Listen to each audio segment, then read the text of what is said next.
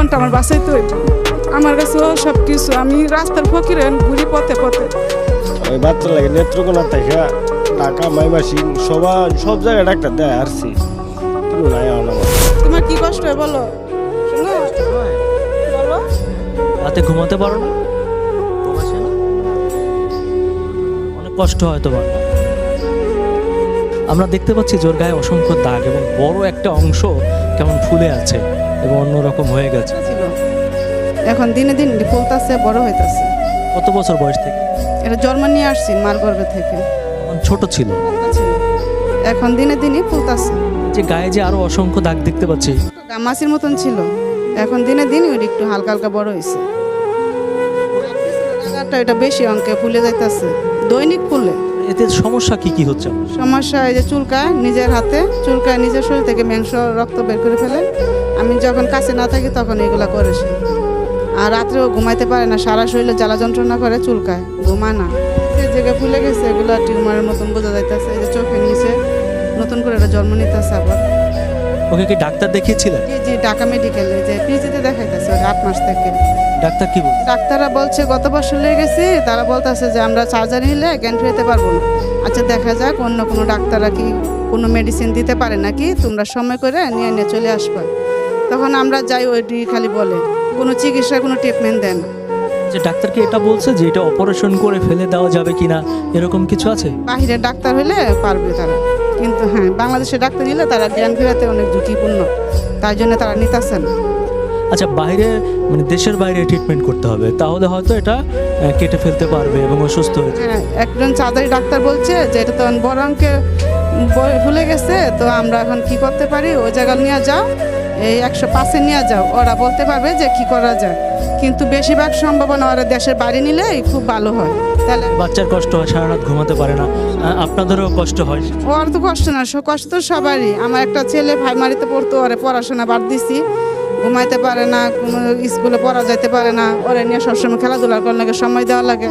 একটা মেয়ে ওরা স্কুলে মহিলা মাদ্রাসায় ভর্তি করছে, ওরে পড়ায় না। সবারই কষ্ট, ওর বাবারও কষ্ট, আমাদেরও কষ্ট।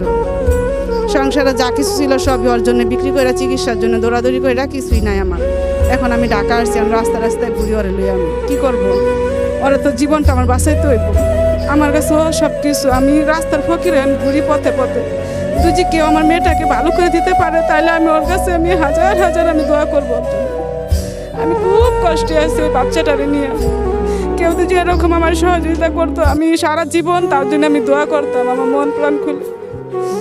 কেউ আপনারা আমার জন্য একটু দোয়া করেন, আমার বাচ্চাটার জন্য যাতে ভালো হয়ে যায়। আমার চামড়াগুলো তুলে দেওয়া মা, আমার এগুলো তুলে দাও। আল্লাহ আমার এত কষ্ট দিয়েছে, আল্লাহ আমার এত কষ্ট দিয়েছে কে মা। তখন তো আমার আর কিচ্ছু ভালো লাগে না। ওর 4 বছর বয়স যখন এগুলা বলে আমি বিরাট কষ্ট পাই। দর্শক মণ্ডলী, আমার জীবনে আমি কখনো এরকম ভয়ঙ্কর বিভৎস দৃশ্য দেখিনি। আমি বললাম এই কারণে যে সত্যি আপনারা যদি সামনাসামনি দেখেন কেঁপে উঠবেন। মানে যে আল্লাহর লীলা খেলা বোঝা বড় দায়, কিন্তু আমি ঠিক জানি না যে আল্লাহ কী কারণে এরকম একটা শিশু বাচ্চাকে এরকম রোগ দেয়, যে বাচ্চাটি সারা রাত জেগে থাকে, সে কষ্টে ঘুমাতে পারে না, তার সারা গায়ে ব্যথা হয়, চুলকায়। এই একটু বাচ্চার জন্য পুরো পরিবার পথে নেমেছে, তাদের সর্বস্ব বিক্রি করে দিয়েছে। তারপরও মায়ের মন তো মানে না। এই মা চায় যে তার সন্তানটি বেঁচে থাকুক। আপনাদের মধ্যে যদি কোনো সহৃদয়বান ব্যক্তি থাকেন, আমি ব্যক্তিগতভাবে অনুরোধ করব, প্রিয় দেশবাসী এবং প্রবাসী ভাইয়েরা, আপনারা যারা দেখছেন এই বাচ্চাটিকে আপনারা আরেকবার বাঁচাবেন। আপনারা অনেককে বাঁচিয়েছেন, এদেশের অনেক শিশুরা, অনেক বয়স্করা আপনাদের সহযোগিতায় বেঁচে গেছে। এই মরিয়মের জন্য আপনাদের সবার সহযোগিতা চাই। আমরা চাই যে মরিয়ম বেঁচে থাকুক আমাদের মাঝে, এই ছোট্ট শিশুটি যেন দুনিয়া থেকে হারিয়ে না যায়। আর এই পরিবারটির পক্ষে এখন আর কোনোভাবেই খরচ চালানো সম্ভব না। আপনাদের যার যার অবস্থান থেকে চেষ্টা করবেন এই মরিয়মের পাশে দাঁড়ানো, এমন বিরল রোগ থেকে সে যেন মুক্তি পায়। তখন আমি চিকিৎসা করতে করতে পারি রাস্তার মুখির নাই কিছু।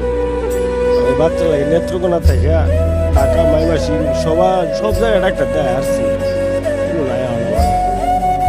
ছোটো বাচ্চা যদি একটা কিছু হয়ে যায় তখন তখন আরে বাচ্চাটা ছোটো থেকে আমার কুড়ি সব সম্ভব মানুষের সাথে এত মিলামিশা করে না। আমি সবসময় করলো আর মা করলো সবসময় আমি দুটো বাচ্চার একটা কিছু হয়ে যা তা আমি এই কামাই রোজা কাল লেগে করতেছি ভালো লাগে লেগে তাই ভাই আমি দেই আমার বাচ্চাটা যেন চিকিৎসা চাই।